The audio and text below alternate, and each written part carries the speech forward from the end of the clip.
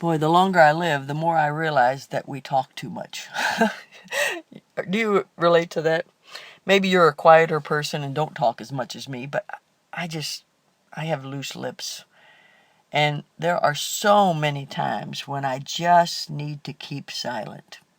I was reminded of it last week when I said something to a woman about we had helped a certain young person be in that church, you know, and it just had happened. And the person said to me, well, let's wait and see if it's going to be a blessing before we act like it's very good.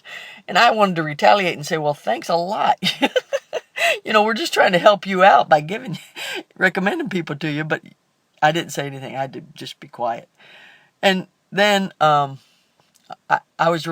we were around another person, and that person just sort of just blew us away, like saying, well, you just all you do is just drive from place to place. You don't have to put up with all the problems of the church. And I'm thinking, yeah, well, we have our own problems. Don't you have all these retaliatory remarks you'd like to make to people when they say things like that? But people, all of us, just say things that we don't know hurt other people's feelings or are shocking.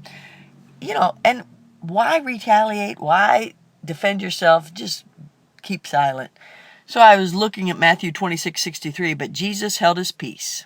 And the high priest answered and said unto him, I had heard thee by the living God that thou tell us whether thou be the Christ, the Son of God. You know what? Jesus knew that if he tried to argue with them that he was the Son of God, that it would do no good. So he just kept silent. Isaiah 53:7. He was oppressed and he was afflicted, yet he opened not his mouth. He was brought as a lamb to the slaughter, and as a sheep before her shearers is dumb. So he opened not his mouth. See, Isaiah foretold that Jesus was just not going to say anything, because that is the way he chose to handle those people. But even before the time of the cross, Isaiah said he was going to do that. So if Jesus, who is the perfect Son of God, figured out that the best way to handle people's criticism, smart remarks,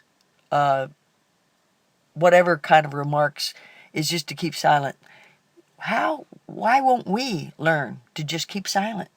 When somebody says something that hurts our feelings, or somebody says something that, we want to defend ourselves, but really, to be a biblical person, just keep silent.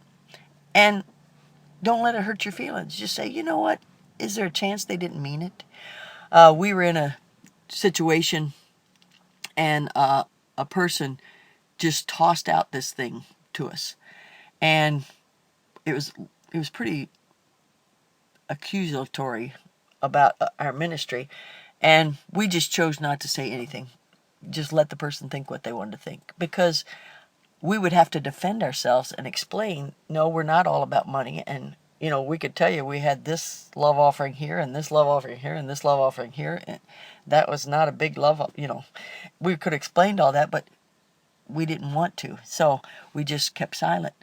Probably because we've talked about this and realized that we cannot fix people's feelings by talking it out with them so many times.